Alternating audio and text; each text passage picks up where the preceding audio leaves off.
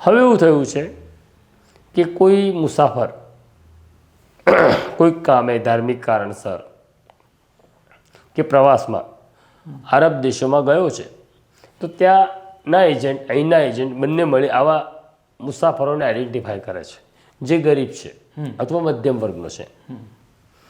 એને એવું કહે કે તને મફતમાં ટિકિટ મળી જશે, બરાબર, તારે આટલી વસ્તુ લઈ જવાની, એમાં સોનું પણ હોય, કોઈ કિસ્સામાં નાર્કોટિક્સ પણ હોય છે. આમ કારણ કે માર્જિન બહુ ઓછું છે. મેં હમણાં તપાસ કરી તો આપણા અને આરબ દેશોની અંદર સોનાનો ભાવ જે છે એમાં 15,000 થી 20,000નો જ ફરક આવે છે એક તોલામાં. એક તોલે એટલે 100 ગ્રામનું બિસ્કિટ હોય તો 1.5 થી 2 લાખનો ફરક આવે છે. માર્જિન હવે ઓછું થઈ ગયું છે, પણ છતાં પણ અત્યારે જે રીતના ભાવ વધી રહ્યા છે એટલે ફરી પાછો ટ્રેક શરૂ થયો છે. હવે કસ્ટમનું જે અમદાવાદ એરપોર્ટ ઉપર યુનિટ છે એ તો તૈનાત હોય છે, એ નજર રાખતું હોય છે, પણ કસ્ટમ ઇન્ટેલિજન્સ પણ છે જે પોતાના બાતમીદારો પાસેથી માહિતી લેતું હોય છે.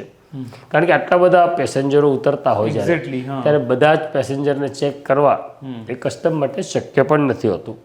તો કસ્ટમ ઇન્ટેલિજન્સને એક ચોક્કસ બાતમી મળી હતી કે જેદ્દાથી જે 4 મહિલાઓ આવી રહી છે, મુસ્લિમ મહિલાઓ છે, એ સોનાની દાણચોરીમાં એમનો કેરિયર તરીકેનો ઉપયોગ થઈ રહ્યો છે. એ દાણચોર નથી, બરાબર, એમનો કેરિયર તરીકેનો ઉપયોગ થઈ રહ્યો છે. એટલે જ્યારે આ 4 મહિલાઓ આવી, મુસ્લિમ હતી, ઇસ્લામમાં માનનારી હતી, એમણે બુરખો પહેરેલો હતો, એટલે તરત કસ્ટમ ઇન્ટેલિજન્સ એમને સાઈડ પર કરી.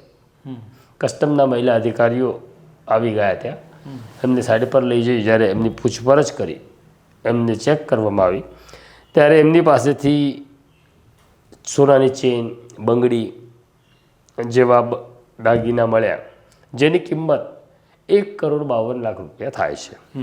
હવે સામાન્ય પદ્ધતિ શું છે કે આવા ઘણા બધા કેરિયરને દુબઈના એજન્ટો કે અમદાવાદના એજન્ટો મોકલતા હોય છે અને બહાર એ લોકો જ્યારે નીકળે ત્યારે એમની પાસે એમનો માણસ એક ઊભો હોય જે આ દાગીના લઈ લે છે.